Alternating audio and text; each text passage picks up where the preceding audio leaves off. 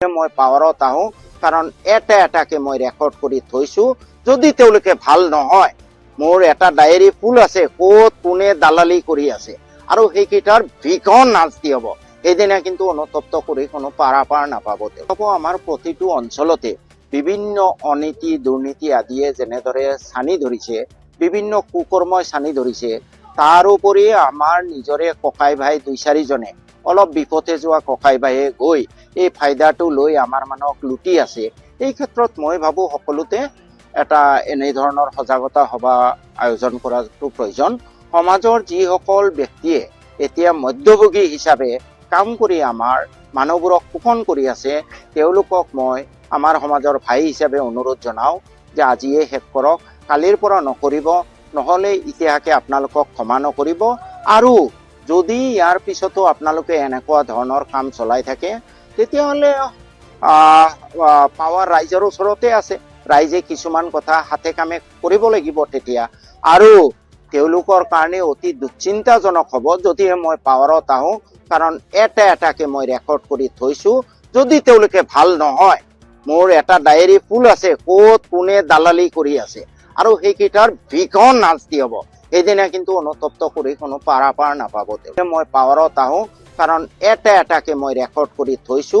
যদি তেওঁলোকে ভাল নহয়, মোৰ এটা ডায়েৰী ফুল আছে ক'ত কোনে দালালি কৰি আছে আৰু সেইকেইটাৰ ভীষণ শাস্তি হ'ব। সেইদিনা কিন্তু অনুতপ্ত কৰি কোনো পাৰাপাৰ নাপাব। আমাৰ প্ৰতিটো অঞ্চলতে বিভিন্ন অনীতি দুৰ্নীতি আদিয়ে যেনেদৰে ছানি ধৰিছে, বিভিন্ন কুকৰ্মই ছানি ধৰিছে, তাৰোপৰি আমাৰ নিজৰে ককাই ভাই দুই চাৰিজনে অলপ বিপথে যোৱা ককাই ভাইয়ে গৈ এই ফাইদাটো লৈ আমাৰ মানুহক লুটি আছে।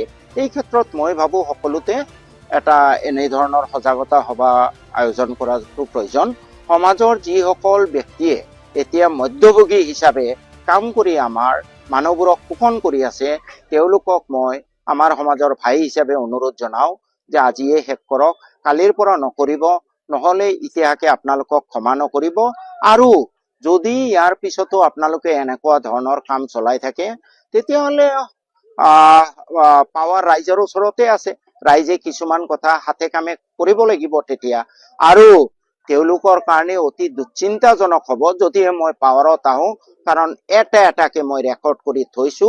যদি তেওঁলোকে ভাল নহয়, মোৰ এটা ডায়েৰী ফুল আছে ক'ত কোনে দালালি কৰি আছে আৰু সেইকেইটাৰ ভীষণ শাস্তি হ'ব।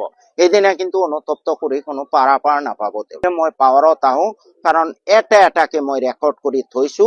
যদি তেওঁলোকে ভাল নহয়, মোৰ এটা ডায়েৰী ফুল আছে ক'ত কোনে দালালি কৰি আছে আৰু সেইকেইটাৰ ভীষণ শাস্তি হ'ব।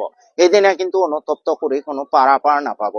আমাৰ প্ৰতিটো অঞ্চলতে বিভিন্ন অনীতি দুৰ্নীতি আদিয়ে যেনেদৰে ছানি ধৰিছে, বিভিন্ন কুকৰ্মই ছানি ধৰিছে, তাৰোপৰি আমাৰ নিজৰে ককাই ভাই দুই চাৰিজনে অলপ বিপথে যোৱা ককাই ভাইয়ে গৈ এই ফাইদাটো লৈ আমাৰ মানুহক লুটি আছে।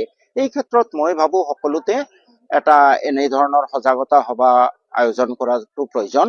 সমাজৰ যিসকল ব্যক্তিয়ে এতিয়া মধ্যভোগী হিচাপে কাম কৰি আমাৰ মানুহবোৰক শোষণ কৰি আছে, তেওঁলোকক মই আমাৰ সমাজৰ ভাই হিচাপে অনুৰোধ জনাওঁ যে আজিয়ে শেষ কৰক, কালিৰ পৰা নকৰিব, নহ'লে ইতিহাসে আপোনালোকক ক্ষমা নকৰিব।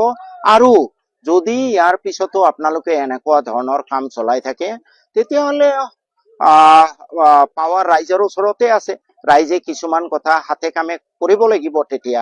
আৰু তেওঁলোকৰ কাৰণে অতি দুশ্চিন্তাজনক হ'ব যদিহে মই পাৱাৰত আহোঁ, কাৰণ এটা এটাকে মই ৰেকৰ্ড কৰি থৈছো। যদি তেওঁলোকে ভাল নহয়, মোৰ এটা ডায়েৰী